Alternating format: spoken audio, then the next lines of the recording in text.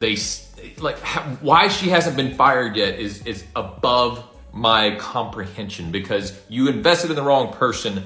Zegler has been labeled a PR nightmare, and we can see why. The Walt Disney Company seems to be trying to keep her totally hidden, as we haven't seen any interviews regarding Snow White since the controversies surfaced. Of course, people now are just waiting for her next slip-up. What other outrageous thing will she say? But I have a suspicion that Zegler is getting some serious brainwashing media training, so she can keep saying the same things. Vanished. Not water, not fire, not a blackout. Refunds. Within the first 40 minutes after today's mid-morning call sheet quietly pinged cast phones, Ticketmaster's normally slick checkout page stuttered like an old modem, and a blue swirl of doom greeted fans who hurried back to their carts. Stick around until minute 5, and you will see the chat log screenshots that prove exactly how fast hope drained from a revival, now drowning in its own box office tide. Anyway, she said all this, and guess what?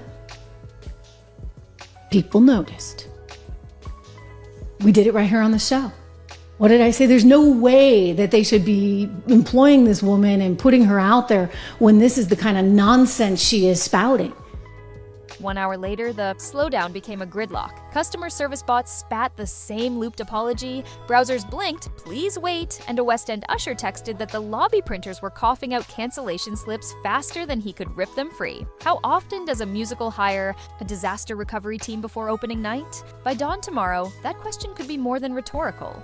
And if you disagree with this sentiment, just hit the unfollow button. I don't need your business.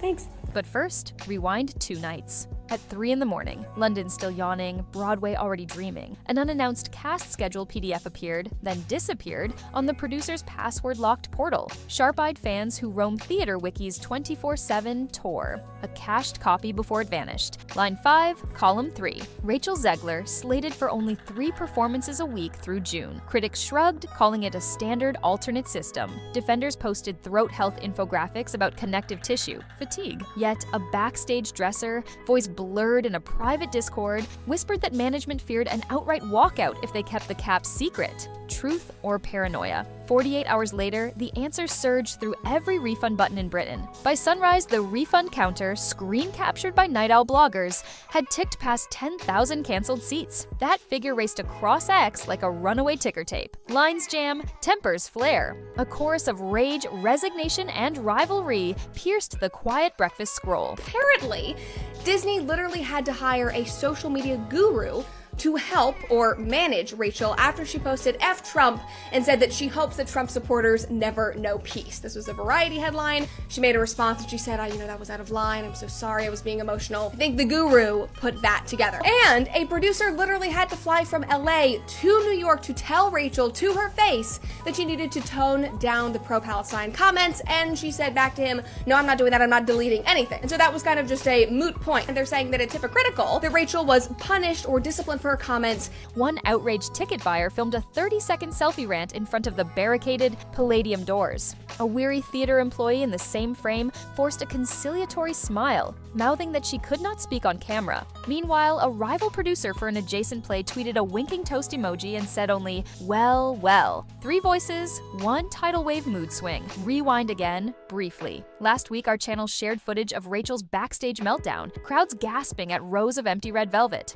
The timeline is factual. The emotion felt like a slow-motion car crash. Today, that dread has snapped into a live whitewater rapid. Fans are no longer waiting to be disappointed. They are yanking the plug before the overture. You seem to be dominating the world of musicals. You're doing Evita in London, right?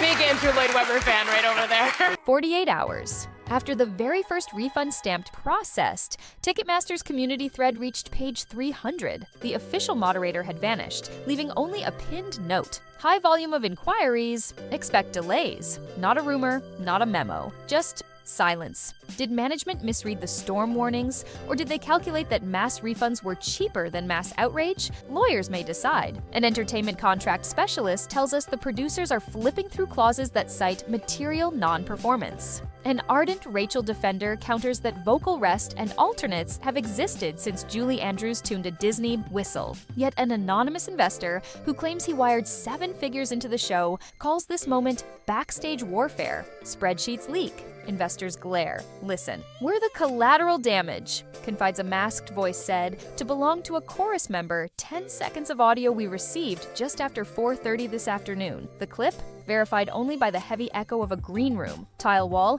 slides across the screen now in silhouette text. People in the cheap seats do not usually become casualties, but every casualty starts somewhere.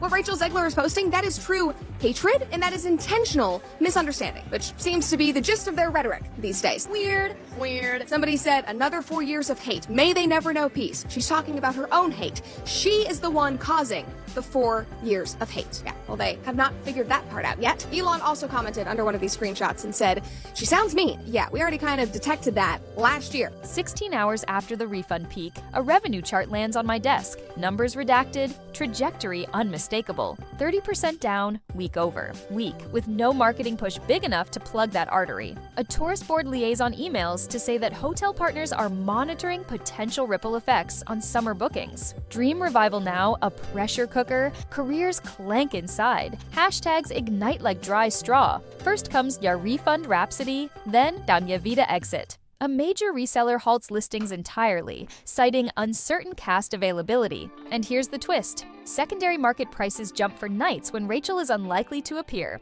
Absence somehow has become the premium seat. When did not seeing a star cost extra? Inside the production office, an intern reports cardboard coffee cups stacked like sandbags around laptops.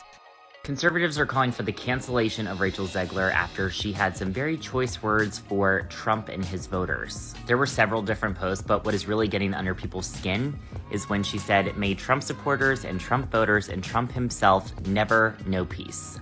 Megyn Kelly even called Rachel a pig. The most shocking part about all of this was that I realized that I actually wasn't following Rachel, so I made sure to do so immediately after seeing that. The war room mood has crystallized into a single word scribbled on a whiteboard: triage. No profanity needed. The imagery bleeds pressure by itself. Look at the countdown graphic on screen. An alleged investor ultimatum expires in 48 hours unless a transparent audience communication plan materializes. Will it? The leaked letter's header matches stationery used by Blue Spotlight Lended last season, though the signature is blacked out. Authentic or elaborate cosplay? The clock is ticking. Time to deliver on that minute 5 promise. The chat log slides into view. Names blurred, timestamps intact. Refund processed? Please allow 3 to 5 business days, chirps the bot. Why is the star only singing 3 nights? Replies a buyer. System error. Try again. Later, loops the bot. Panic spreads like lighter fluid across midnight comment threads. 72 hours into the tidal surge, industry trades hint the producers are considering all options, including a full-scale postponement. Tourism. Bloggers already draft replacement itineraries for disgruntled vacationers. Will Evita limp on without its headline name, or is this the overture to a total shutdown? And if ticket torrents keep surging, who eats the multi-million-pound bill? Critics now snicker that this might become the quickest flop since the infamous Rebecca saga. Defenders blame toxic fandom amplified by algorithmic outrage. Insiders whisper of a clandestine plan to widen the alternate schedule until the public forgets the original casting altogether. Websites refresh. Figures, fall internal memos, half pixelated, hint that contingency casting could extend through the entire first month. One sheet lists rehearsal blocks for an unnamed primary B beginning next Tuesday. Another schedules emergency costume fittings for a possible additional lead. The printing queue timestamp 2 hours after the refund tsunami erupted. So, here we stand, ankle deep in digital seawater, watching seats wash back into the ether. Tomorrow we dig into that mysterious pay-or-play clause